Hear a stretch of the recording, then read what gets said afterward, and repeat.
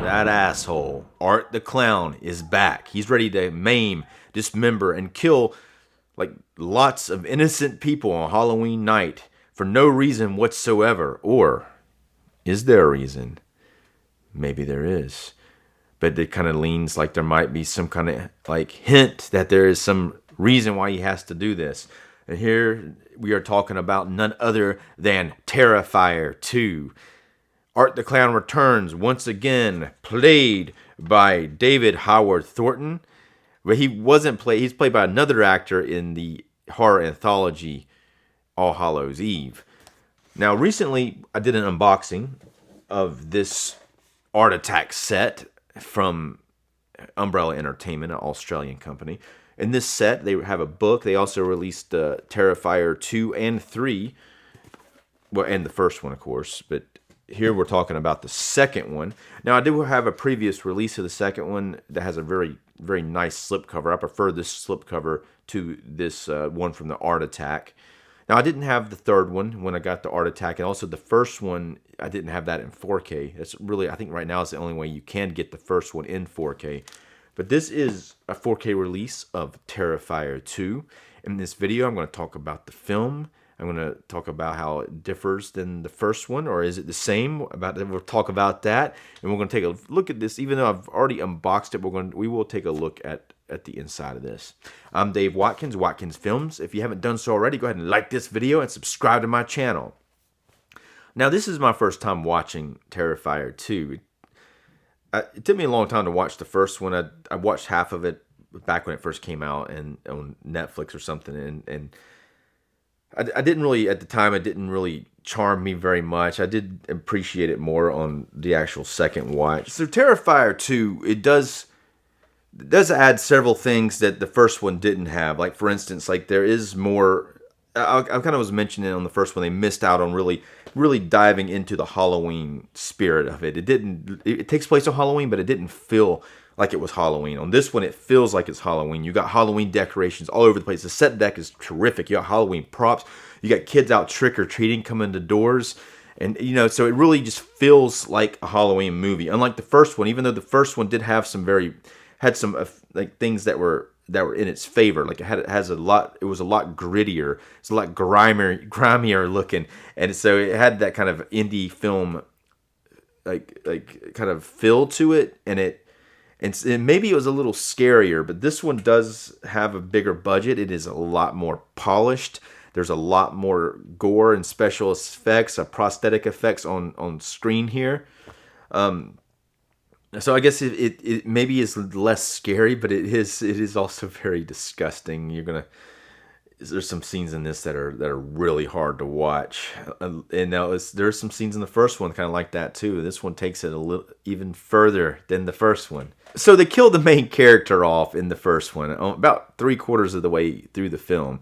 Now, so here they introduce a new main character, and this character is kind of a little similar to Tara in the first one. Now, this character name is Sienna Shaw, played by Lauren LaVera, but she's kind of like Tara a little bit, but she's a little different.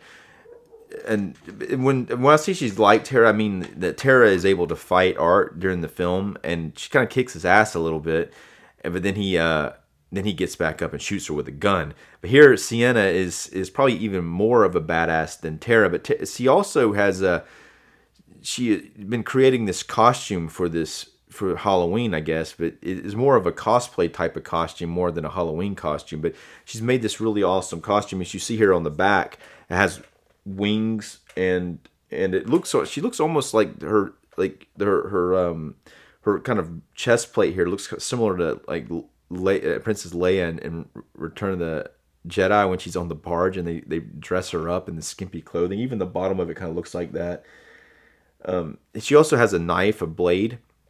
And this is part of that mythology that I was talking about that starts to be included here. Apparently her dad, he had some issues, and he started kind of drawing these weird drawings. He actually has a notepad of drawings, and one of them is Art the Clown. This is way before Art became popular. Art has now become popular after the events from the first film. everyone knows about him, and there are actually some people are wanting to dress up like him, kind of like they do Michael Myers in the Halloween films. But you don't really see too many people. I don't think you see anybody dressed up as him. Her brother, who plays a major character in Terrifier 2, Sienna's brother, wants to dress like him. Now the film begins at the same night as the first film. It's like the end of the night, and some weird stuff happens. Art, like he kills the guys at the morgue. He reawakes in the morgue after.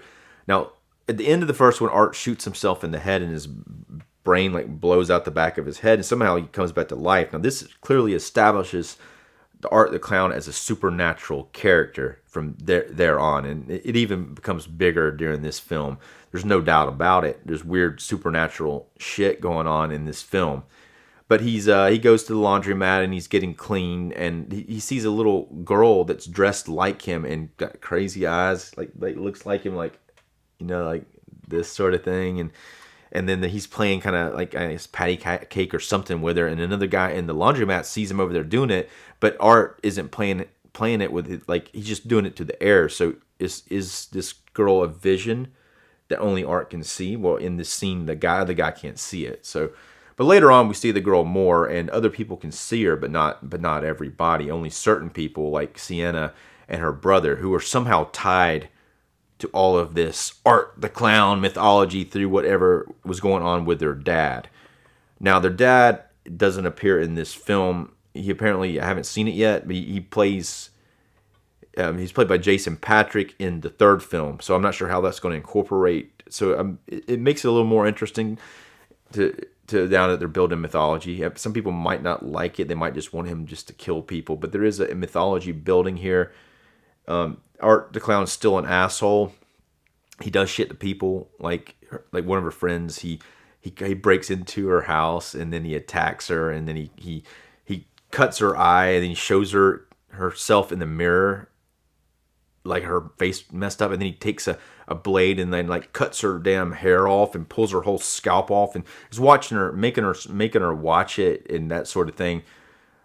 So is he, I guess the question is, which isn't answered in the film, is he just a sick, twisted dude, or does he get more power from people suffering or their pain or things of that nature, or is he just a sick, twisted asshole? This is probably eventually be answered. I don't know if it has to be answered, but it does seem like he really enjoys really messing with people. Now the person who survived the end of the first one, Victoria, I believe was her name.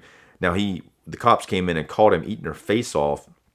She appears in this film again at the beginning of the first one. There's a scene that takes place the same time frame as the year later. Most of this film takes place a year later, like the next Halloween.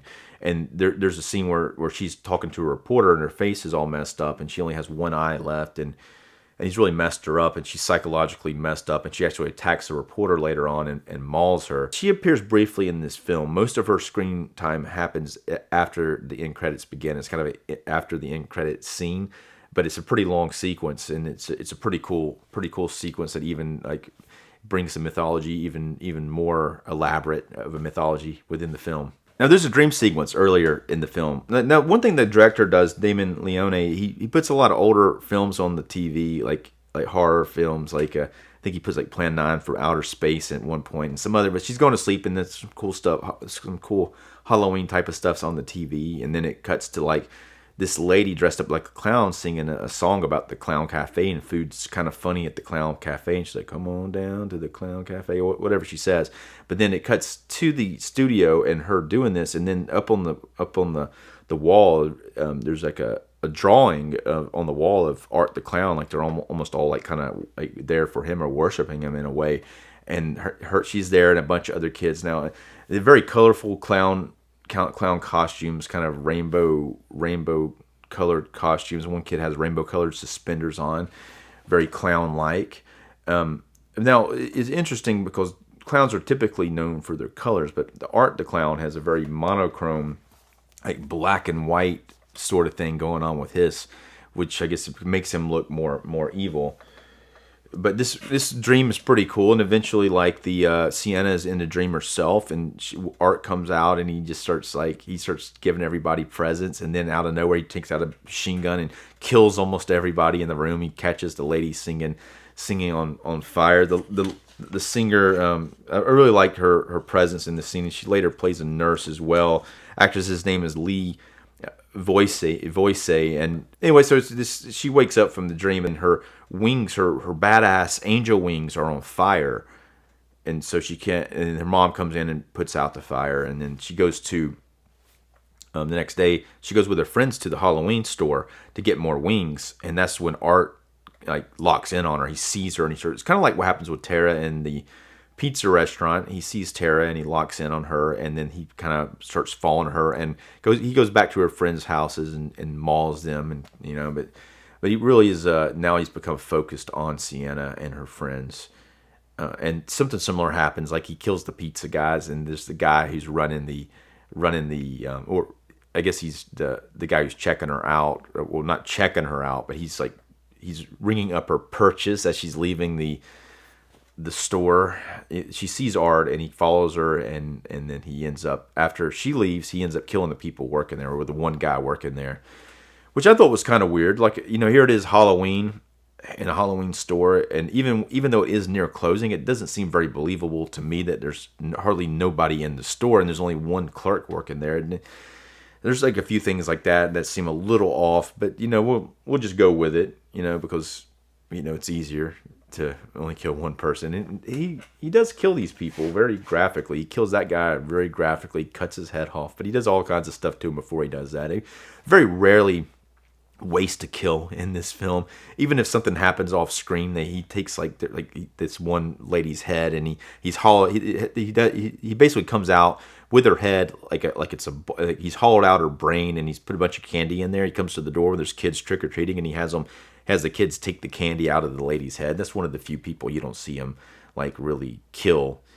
One thing I will point out about these moms, there's a mom of Sienna and her friend, and the moms seem not very far away in age from the actresses playing their daughters. I had to look this up. It took me a little bit of investigating, but I think, say, the actress playing Sienna, she's about 30. She's probably playing a character who's maybe acting like she's 20 or 24, but the actress playing her mom is I think she's 30. I think she's 38. But one of the actresses playing her friend, the one playing Allie, Cassie Harnett, it looks like, I was looking her up, and it looks like she's probably about, she's either 32 or 34, but she's only 4 years away in age from the actress playing the mom of Sienna, and she's supposed to be the same age as but anyway, I guess I really, at first I wasn't thinking it, but then I started really, I don't know, something about the way that the mom acts. She's pretty hilarious. The actress's name is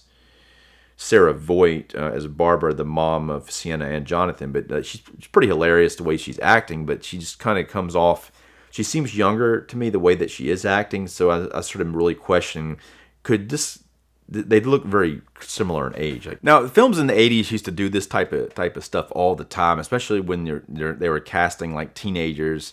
They would always cast actors who were a lot older looking than a teenager, and they kind of do that here. This is a 2022 film, but it does have that 80s type of sensibility to it, but it also has a more, I guess, I don't know if progressive is the right word for this, but you could tell that you can tell it is made recently. They don't rely on CGI. I don't know if there's any in it. There may be a some, but if it is in there, it's not really very noticeable.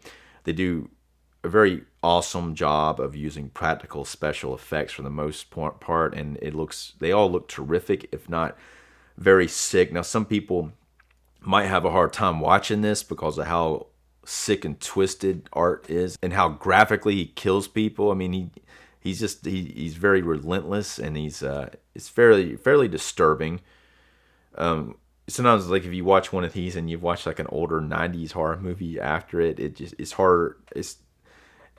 When you're watching the other movie and then somebody gets killed very lame, you're like, wow, they really wasted a kill on that. Art would have ripped that person apart. Unlike the first one, there's not it wasn't a lot of nudity in the first one, but this one don't think it has any. I think maybe there might be a shower scene, but they definitely don't go for the nudity here. It may have been like they weren't pushing that envelope. They definitely pushed the graphic violence envelope, but they didn't go to the nudity too much. The film is 2 hours and 18 minutes long. It's kind of a newer trend. The first one was about an hour and a half. They really added a lot of extra time to this film. It doesn't feel like that long of a film, even though I guess it kind of maybe feels that way. But it seems the pacing is pretty good. It doesn't really slow down too much. I know I've already kind of done this in the unboxing video, but we're going to take a look at the packaging specifically of Terrifier 2. And here on the back we have her as an angel character. Get this slipcover off. On the inside we have the original theatrical poster. Now again, I do have this other version here that has this cover, which I prefer this one. It has like Sienna on half of an art on the other, kind of like a split thing, which I thought was a really cool looking poster. Now it does have, on the inside, it does have the theatrical one, the same as this. Inside we have 2 discs. We have a 4K and a Blu-ray. We also have a poster, and the reverse. There is a reverse to this, and it's really the same. The only difference is it doesn't have this Australian rating here on the bottom. So that's what it looks like on the inside. As far as the transfer here, I think everything looks pretty solid for 4K. Now, this film, I did notice there's some grain in some areas. I believe this was shot digitally with an ARRI camera, but there's some low light situations in some of it. There's especially like there's a store scene, not the Halloween store, but there's another store scene where the ladies are talking together, and that looks a little grainy for some reason. I did notice it in a few other scenes, but most of the time it's pretty clean. You don't see a lot of grain.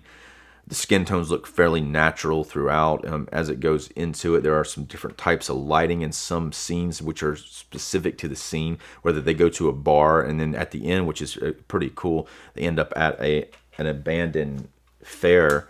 For some, like the abandoned fair, there's a newspaper article about remember that weird little girl I was telling you about that looks like him? Apparently there's a newspaper article that Sienna's dad has in his journal about how he killed that little girl and mutilated her, and apparently now she's like in cahoots with him somehow. You do see this briefly. One of the moms gets killed, and then the mom shows back up briefly to the daughter in that same type of look. So maybe the people who he's killed can come back in a way like that, but they seem to be on his side after that point. Again, this is building a bit of a mythology that wasn't in the first one, and it was maybe slightly hinted to in the first one, but they definitely seem to be building a mythology around this. It kind of seems a little phantasm some parts, but it does seem to be connected in a way that the director seems to have somewhat of a plan for what he's trying to show here. Whether or not we really need to know every little thing about this, I don't know if it makes it better or worse. It might probably make it less scary, but it might make it cool though. I guess we'll see what he comes up with. One other thing I want to point out before getting to the end of the film, there is this kind of blade that Sienna has. She has it up on her dresser below her angel wings, her costume, but there's this blade that seems to, later in the film, it seems to have some kind of magical powers as she ends up using it on art. I think it belonged to her dad, and so it's an artifact of some sort. Now that's another thing of mythology. Now it's adding to just opening up the story, or open up the mythology behind Art the Clown and whatever her dad was involved with, which seems to be something along those lines.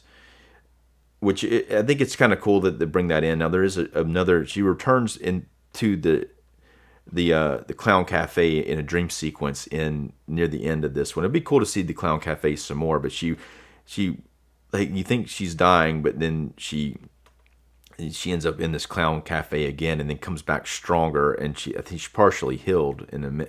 Art the Clown is like, he's brutal though when he starts beating these people up. He even beats up her brother, who's like a really young kid, and he gets like some kind of like I think it has knives on the end of a chain and stuff, and he's just like beating them with it. He kind of does this to Victoria in the first one.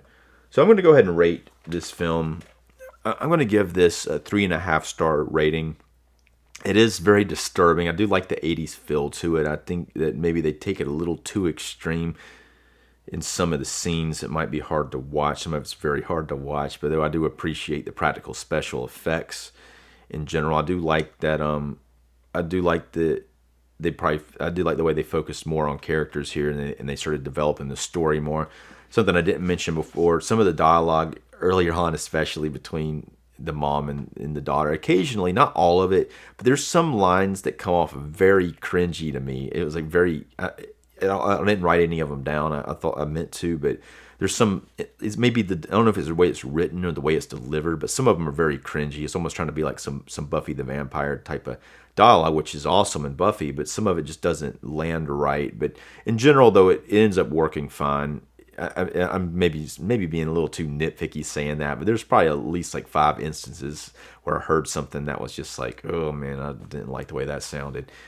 Anyway, if you've seen this film or the other ones, I'm going to do one on 3. I'm going to watch that one here probably pretty soon, but I'm going to do one on 3 as well. But if you've seen this movie, let me know what you think about it. And if you haven't done so already, go ahead and like this video and subscribe to my channel. I'm Dave Watkins. Thanks for watching.